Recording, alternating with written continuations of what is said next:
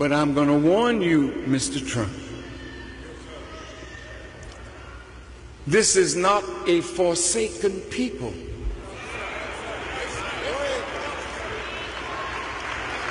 And the God that we serve has promised us that he would fight our battles. We don't have no gun to equal yours, but we got a God. Check out the West Coast. Hello, brothers and sisters. Now, they voted to bring in segregation. They never thought that this was really going to affect them. They are now shocked with the fact that black community are not afraid of the same segregation. They are actually minding their business and making themselves better. The segregation is affecting those who thought they were closed whiteness. Let's watch this video, then have a really quick discussion at the end of it. Thank you so much. In Germany, but you are busy erecting walls, keeping brothers from coming together with their own. You constantly speak of injustice in the country. Look at the injustice that you're doing to these people. Let America be the way it should be. What do you want to separate everyone for? What is the purpose of that? That's not this country. Not much time, please. First, miss, you said, let America be what it should be. Should is the conditional. And the conditions now, ma'am, the conditions are that America is separate. You have 2 million Indians on reservations, Indian women being sterilized. You have 30 million blacks unemployed, unemployable. Whites and Jews But and look, all different miss, kinds of people, miss, not just black. Miss, I gotta say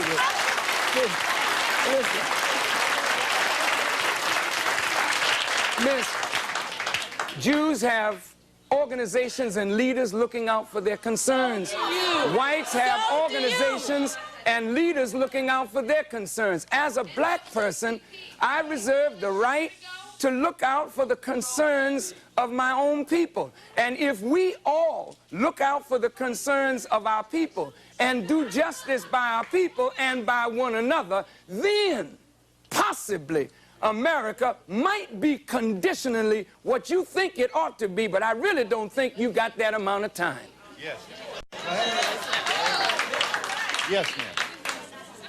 I can dare say this is the only country on the face of the earth where black, brown, white, polka-dotted all have equal opportunity. They can make it. Of course, I have to respond.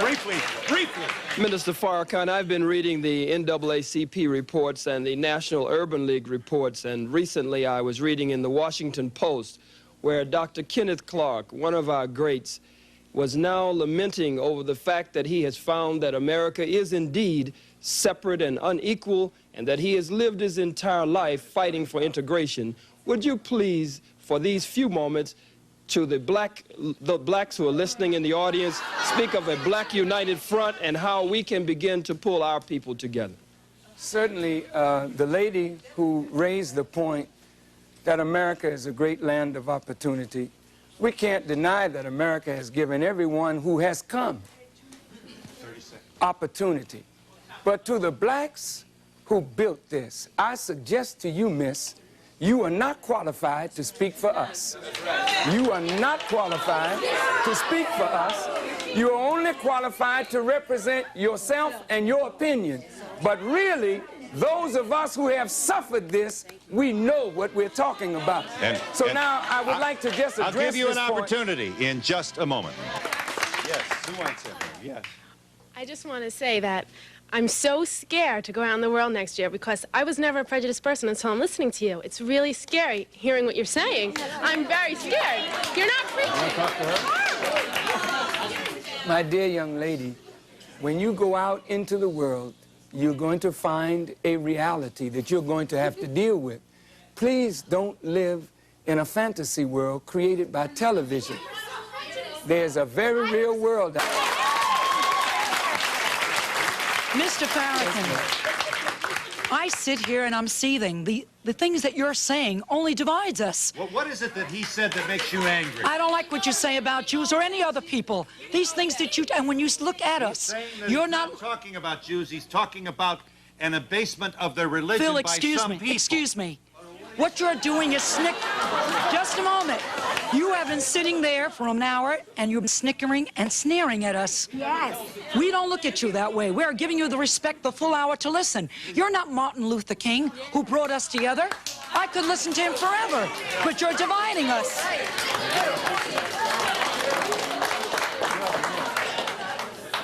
Well, since I have 1 minute, I really thank you for the privilege of speaking to you and with you. I would hope that we as black people would come together and form a united front to deal with the problems that confront us. And then I would hope that whites would actually begin to know more about the condition that you are totally oblivious to. The Kerner report said that most whites know nothing really about what it is like to live in the ghetto.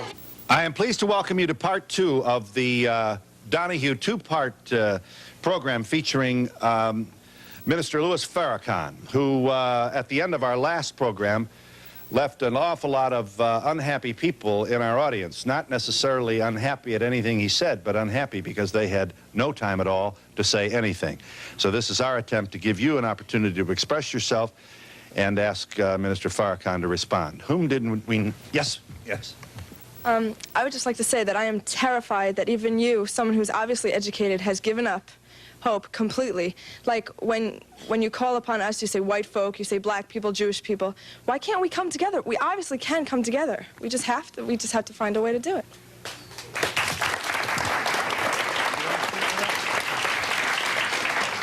The desire is good, but the reality is the total opposite of your desire. And unfortunately, as a young lady, you are not in the position of power to make the decisions to make America work.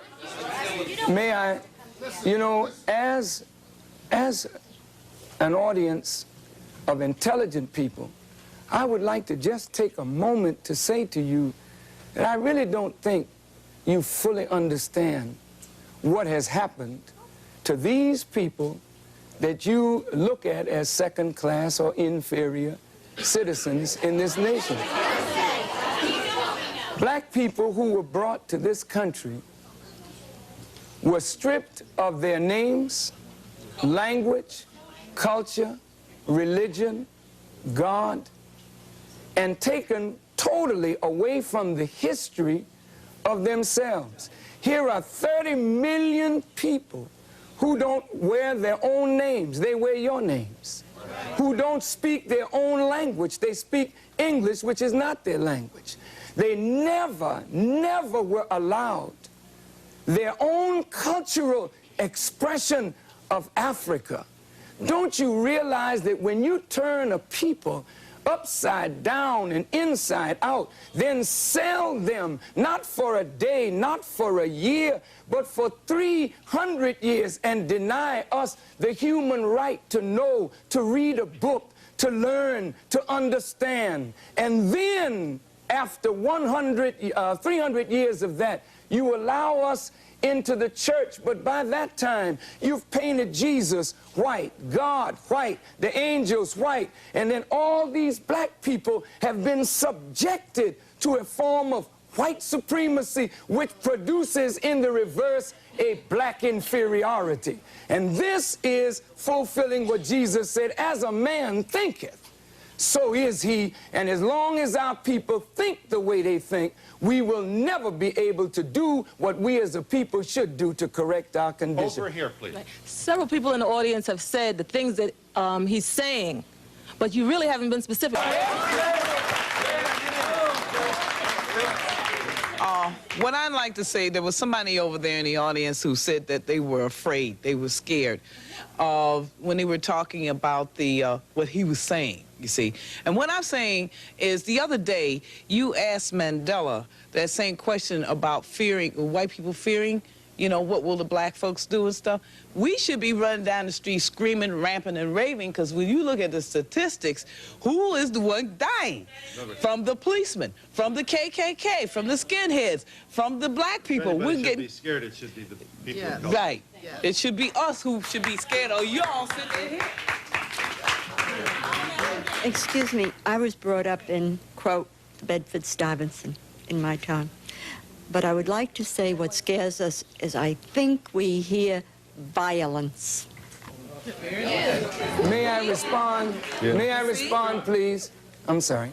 All right. Minister Farrakhan, would you explain why it is relevant at this stage in 1990, with all that we've gone through, why it is still relevant to try and to educate or to get white people to understand the plight of black people? Shouldn't the energy be directed to us? Right on. If I may, my work is directly to black people. I spend 99% of my time dealing with us to help us reform our minds and spirit that we may do for ourselves.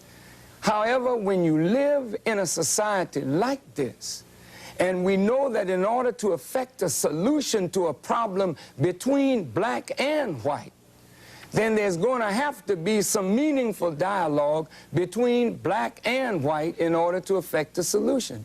The young lady said she's afraid of violence. And isn't it sad that we who have been the victims of so much violence, now whites fear violence from us? We do not have a history of killing white people. White people have a history of killing us. See? And what you fear, may I say this, sir? What you fear, and it's a deep guilt thing, that white folks suffer. You are afraid that if we ever come to power, we will do to you and your fathers what you and your people have done to us. And I think you are judging us by the state of your own mind, and that is not necessarily the mind of black people.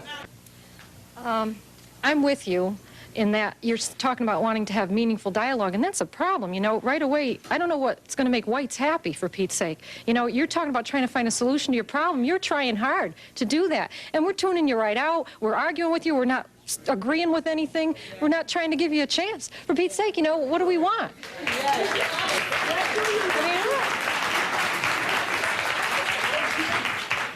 Assalamu alaikum. Mr. Farrakhan, there's a situation now where 1 in 4 black males are in prison or in jail or in some type of probation situation, okay?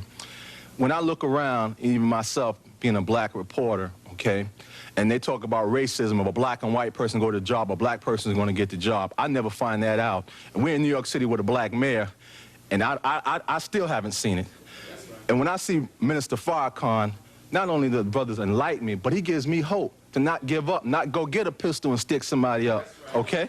So when I see you, not only are you the light and the hope, but I think, white America, you need to listen. And please don't harm this brother, because we love him. Yeah, hang on a minute, yeah. Getting back to what she said, what exactly do we have a problem with? Before you made a statement, you said that I think that, well, not I, you said that white people think that you're inferior to us. I don't believe that. I'm part of the youth of America. I am not prejudiced. I feel more prejudiced right now than I've ever felt. Not against black, I am not prejudiced against black people. Some of my best friends are black people. I am, what's the problem with that? Yeah. You let him speak, let me speak. Yeah. You wanted to speak to this young woman? No, I don't want to speak. Who wants to talk to her? Yes. No, yes. What do you mean you feel more prejudice right now? Because the way he's saying... Because what? What he's saying right now, I mean, I feel that you are prejudiced towards white people.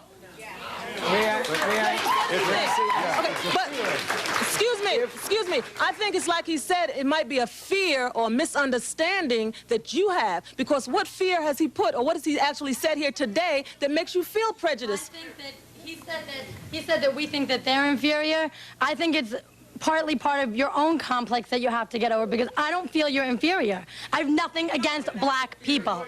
Yes. Let me answer her. This is the, excuse me, this is the situation. Every young white adult says, I have not done this to black people. I have not done that to black people. But your forefathers are the ones who have set us in the situation we are in. Now, what I'm saying is this. When Nat Turner stood up, you all rejected him. You killed him. When Marcus Garvey stood up, you all rejected him, enslaved him. He died a broken heart. Now, what I'm saying is this. Your fathers have put us in the condition we are in, and today you are profiting from what your forefathers have done. Now, my grandchildren are going to be raised, and your children are going to say to them, they have not done to them, because you are the ones who are going to do to my grandchildren what they're going to experience if the situation continues. Now, what I'm saying is this. When we talk about America falling, what we are saying is this. If you all want to control America, then we must have a land base that we control. You all cannot continue printing the dollar bill and then expect us to abide by your rules when you do not want to give us jobs. Therefore, I'm saying that we have now got to come into negotiations, and Minister Farrakhan is the man to listen to.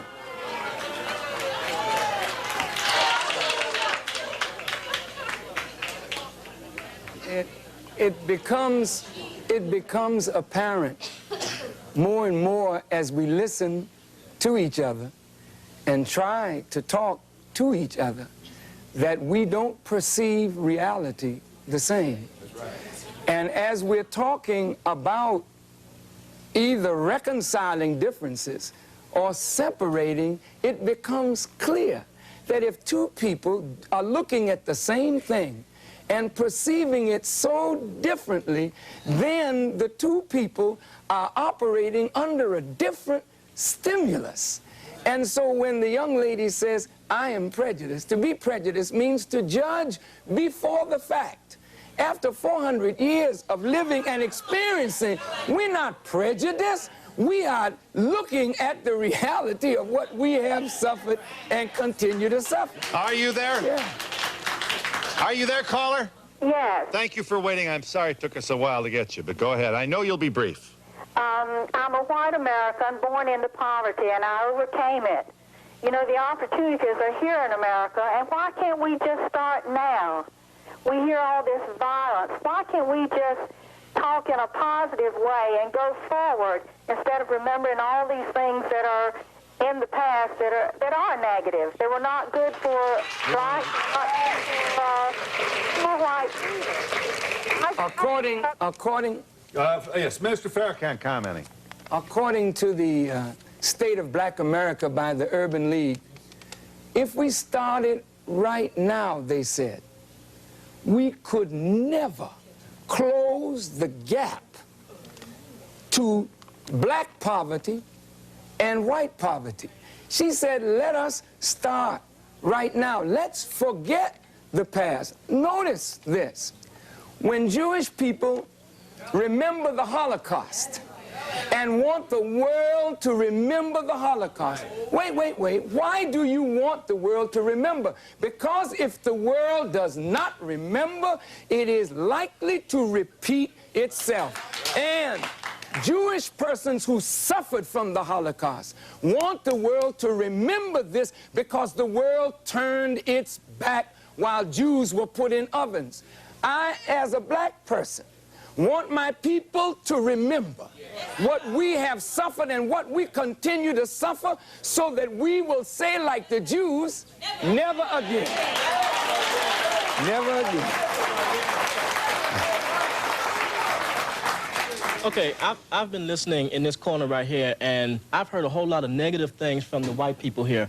When you are trying to explain yourself, the white people don't want to hear you explain yourself. They drown you out. They start already trying to drown you out and talk over you. There's a certain amount of white arrogance here, and they don't want to listen to what black people are saying. They don't understand because they don't want to understand. I've heard a woman here say, go back to Africa. Somebody said, we have a black holiday. What does that mean?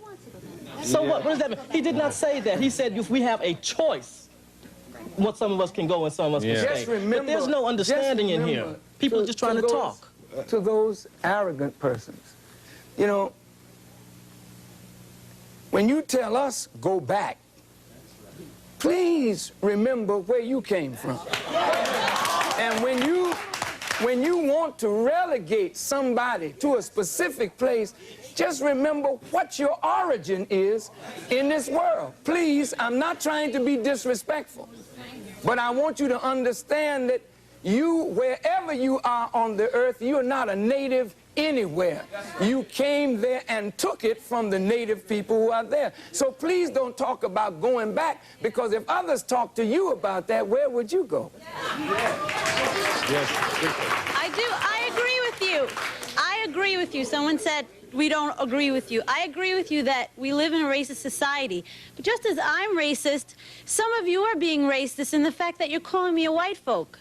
I realize that things that I have, things that I have, I realize most of them I may have gotten because I'm white, and I am privileged because I'm white. But I do feel guilty. There are feelings of guilt from being white, and I realize that, but you're building walls. We build walls this high.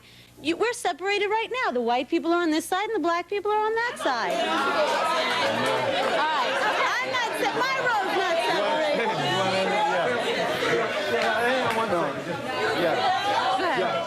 I don't know what I want to say. I forget what I want to say.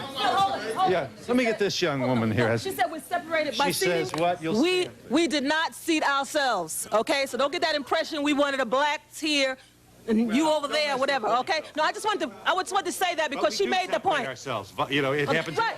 It happens at high school cafeterias. It happens all over the place. Phil told us to sit over here. Yeah. Not the cheap seats. Sir. Assalamu alaikum. Walaikum salam. I'd like to say that I've written a book about black soldiers in the Civil War. Many black people have come to me and said constantly that they had no idea that there were black soldiers in the Civil War. Obviously, there are white people who don't know this. Don't we need to begin with education, begin with rewriting the textbooks in America to tell the truth about blacks and whites in America in context? Yes. Yes. Please, please, for 1 second. Yes. That's what I wanted to, Minister Farrakhan, the education system. Our children right now are being miseducated. What can we do so that we can inform our children, educate our children? And it's sad because white folks don't know anything about black history. And they have done that purposely. And I am saying that in May, I go down to Beaufort. And when you're in South Carolina, the whole history of black Africans is there. And it's pathetic that white folks have to wait till February to find out that we were slaves. I would like us to speak to what are we going to do to improve the education of this whole society, which have cheated them from our true heritage. May I respond? I said in the first segment it was a crime of omission as well as a crime of commission. And that crime has affected both white and black. White folk have been made to believe that the history of civilization begins in Egypt and that Egypt was a white civilization. And that many whites have been made to believe that black folk were just in the jungles of Africa running around with no clothes on and never contributed anything to the advancement of civilization, while at the same time there are masons and shriners. Some of your parents are shriners and masons, and they put on the fez of the Muslim people, and what they're studying is the true history of the black people of this earth. I think if the proper education were given to black and white, we could come away with a healthy respect one for the other. I want to clear this, that I don't think black people disrespect the tremendous accomplishments that white folk have made. But if white folk do not know what black people have contributed to the advancement of civilization, it leads to a disrespect of a whole segment of the population. And this is why today I will say that black children, as much as we need education, we don't want to go to these schools because the food that we are being fed is not proper. But any one of us can go into the schools where there's no discipline, where there's madness in the corridors, and we can speak to our youth and get their attention in a matter of moments because we are teaching them that which their souls yearn for. Hello, brothers and sisters. Now, what should be done to a leader who keeps on lying to his own people? What should be done to a president who masquerades themselves as saviors? Then they turn out to bring segregation. Now, the black community did warn you against voting for this. Look at your condition today. You are crying online. Those who thought they have the proximity to whiteness, they are really finding it out. They effed around and they are now finding it out. The Nebraska farmers who voted for this, they voted for segregation. They wanted it back. They voted for deportations. They wanted it. It is happening. Deportations are happening. Guess who is being affected? They are going bankrupt, not because someone wanted it, because they voted for it. The bankruptcy that is hitting them today is as a result of their own ignorance. They thought this was never going to affect them. They thought the only way of making America great was kicking out some of the people who have helped make it great. They voted thinking that the black community will regret, that the black community will come begging on their knees and asking for forgiveness and asking for their jobs in the farms. Some of them even argued out that they no longer need immigrants in their farms. They no longer need Latinas in their businesses. They no longer need all these other communities because they knew the president they were going to vote in will bring back segregation. And that means they will be supreme again the way they are used to. They wanted white supremacy back. They wanted to make U.S. a colonizer again, an oppressor again. And everything has turned around to haunt them back.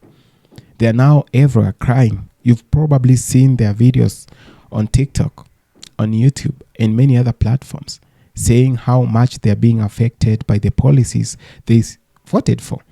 They happily voted for everything that is happening.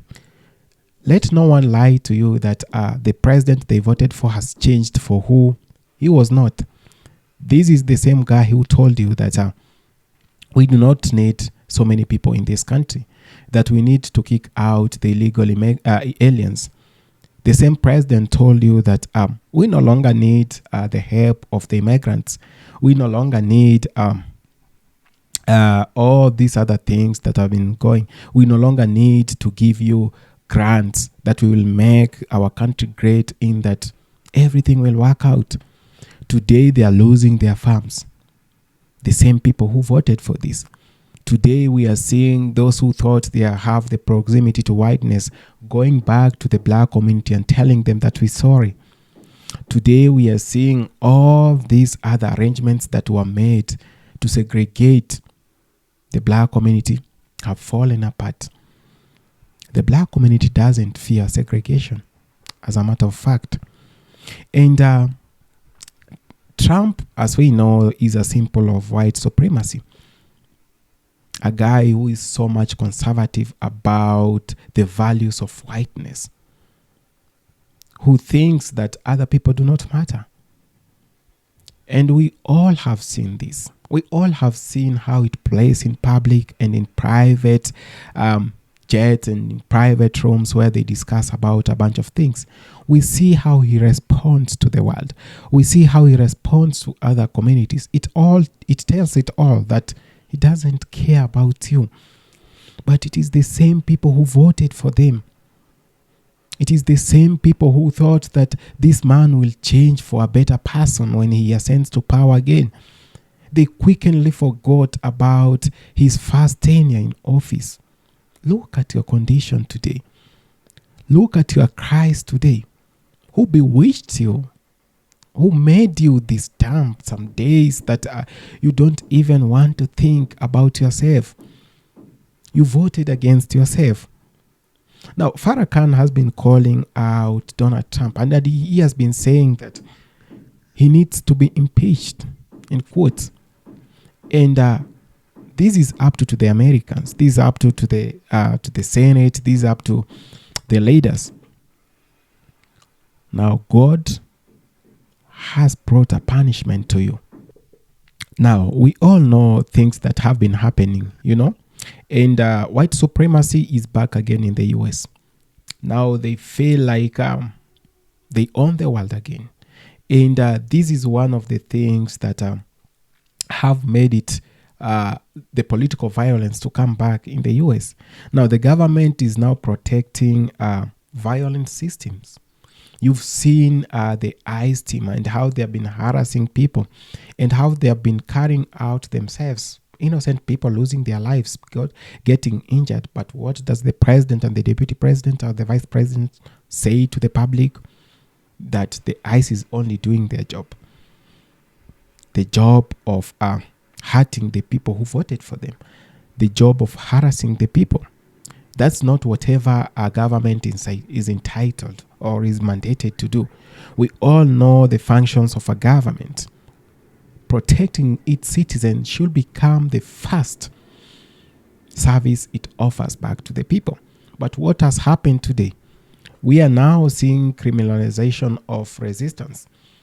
If you try to resist whatever is bad, if you try to resist ICE deportations, if you try to resist ICE harassment, what happens to you? Now the government comes after you. The government has criminalized so many things that are good to the people. But you are told about this. And the black community is not now paying attention to all this hola going around. The black community is now focusing on their own lives.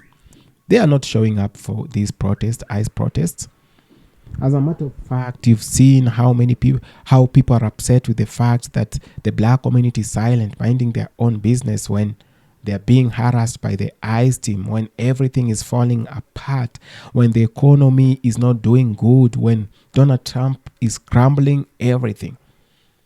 But what is the response of the black community? Nothing. Silence. They've been fighting for all these years. They have been saving you from your own problems that you've been creating. You remember when they went to the streets to protest against the Black Lives Matter movement, when they went to actually advocate for that, when they took down an innocent man and the whole world saw it, what did they say at that time? You all remember, right? That the black community complains a lot. And they make a hell of a big thing from a small thing. Yeah, many people said that. Look at your conditions. I repeat, look at your conditions today. They're all begging for the black community to come back and save them. This is not the way you all wanted it to go down. But you'll just have to bear with the situation at hand. You all wanted the black community deported. You all wanted problems. You all wanted segregation. Here it is today. And guess who is complaining about segregation? Latinos who voted for the same government. There is a way you can now feel segregation is being brought back. Tell me why the police department is not being held responsible for all they are committing.